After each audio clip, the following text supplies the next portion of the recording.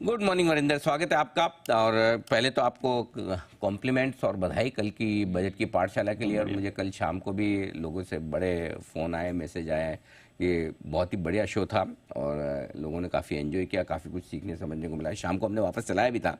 हमने कहा जो लोग दोपहर में नहीं देख पाए, लोग ऑफिस में होते हैं वगैरह, तो काम में होते, तो बड़ा पसंद आया। तो जनता की बेहद मांग पे हमने सोचा कि एक बार फिर से आज भी चलाया जाएगा। चलाया जाए, बिल्कुल। मैं समय भी बताऊंगा हमारे दर्शकों को कब चलाएंगे, लेकिन बहुत बढ़िया रहा। बताएं नतीजे जो आपको पसंद आए पहले।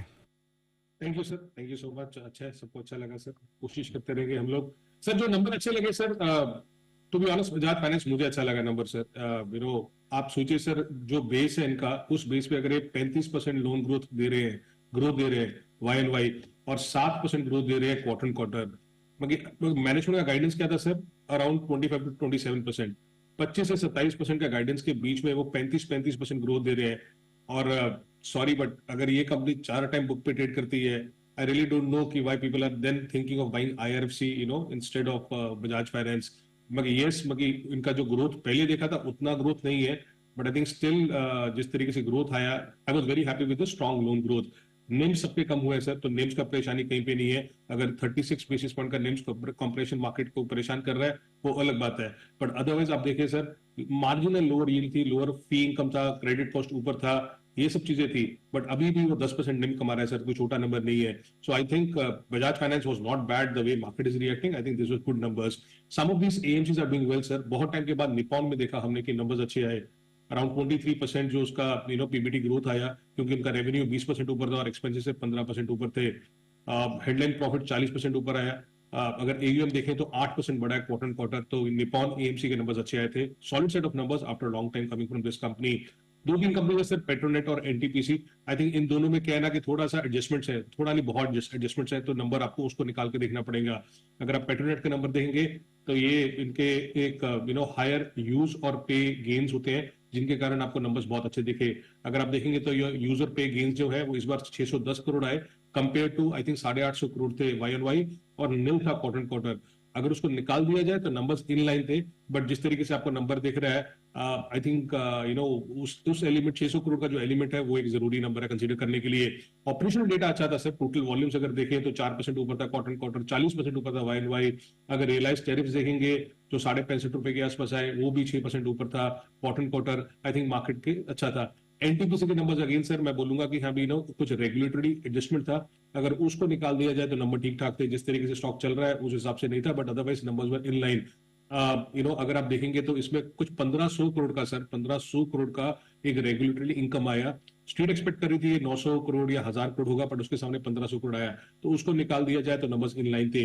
सीमेंट बहुत अच्छा कर रहा है sir. I think after ACC numbers everyone is looking out for कि मेरे ख्याल में कल अंबुजा का नंबर है, अंबुजा कैसे करेगा।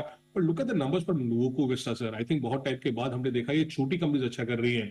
एक ही नंबर देता हूं सर, एबिटा पर टन इसका 1028 आया, जो 733 रुपए था क्वार्टर क्वार्टर, और 600 रुपया था वाई वाई। आप देख सकते हो किस तरीके से एबिटा पर टन का इंप्रूवमेंट हो रहा है इन सब कंपनी में। मार्जिन 10% था, 17% हो गया है। एबिटा मार्जिन, ग्रॉस प्रॉफिट 80% के ऊपर है। एबिटा 410 करोड़ आया compare to 270 crore. So cement companies are doing very well. और छोटी छोटी कंपनीज है सर जिनके नंबर्स अच्छे आ रहे हैं, ये हालांकि महंगे हैं, बट अगेन मार्केट किसी और ही मूड में है। टीना रबड़ एंड इंफ्रा, अगर आप देखेंगे इसका सेल्स 21% ऊपर था, बट इसका एबिटा 58% ऊपर था, मार्जिन 17% पहुंच चुका है टीना रबड़। और आई डोंट नो सर, आप ज्यादा बता सकते हो कि ये जयप्रकाश पावर वेंचर में क्या हुआ, जिस तरीके से नंबर्स आए इसके। एबिटा ऑलमोस्ट 600 करोड़ का compare to 10 crore Y on Y, but quarter quarter फिर भी 400 करोड़ था, तो 400 करोड़ से 577 करोड़ आना, फिर भी 40% का ग्रोथ है। और I don't know when I saw कि अभी ये कंपनी अभी 26% मार्जिन करने लगी है। कुछ अच्छे नंबर्स आपके सामने आते हैं। अब आइए उम्मीद के मुताबिक नंबर्स जो रहे उन पर भी डाल देते नजर। बताएं। तो भारत इलेक्ट्रॉनिक्स डिफेंस में सब अच्छा लगता है, बट नंबर्स उस तरीके से नहीं आए हैं। अगर आप रेवेन्यू देखें तो रेवेन्यू ग्रोथ नहीं आया सर। रेवेन्यू ग्रोथ फ्लैटिश था Y and Y, but because cost control किया तो ग्रॉस मार्जिन बढ़ गए हैं 700 बेसिस पॉइंट, और एबिटा मार्जिन 500 बेसिस पॉइंट ऊपर था।